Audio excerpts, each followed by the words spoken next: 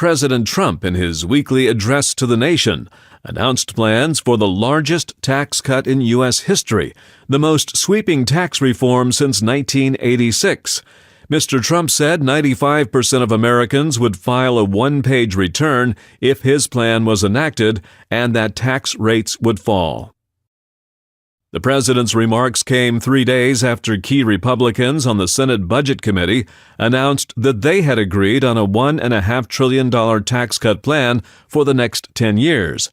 Pennsylvania Senator Pat Toomey's support of the tax cuts had been expected, but Senator Bob Corker of Tennessee had previously said he would only support tax cuts if they would not add to the $20 trillion national debt.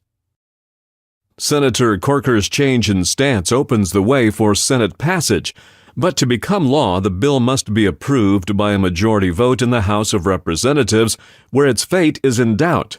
House Majority Leader Kevin McCarthy and House Speaker Paul Ryan have long said they would only support revenue-neutral tax cuts that don't add to the nation's soaring debt, with Senator Corker now changing his stance, saying the massive tax cuts can boost growth sufficiently. It is conceivable that Congressmen McCarthy and Ryan could experience a similar change of heart. Senator Corker is calling into question the conventional wisdom of economists as well as analysis by Congress's own nonpartisan research arm. Congressional researchers have long projected a day of reckoning will occur in the mid-2020s, but a massive tax cut could speed things up. The cost of Social Security, Medicare, Medicaid, defense, and interest are projected to rise fairly gently through the mid-2020s before interest owed on the national debt begins to accelerate sharply and becomes unsustainable.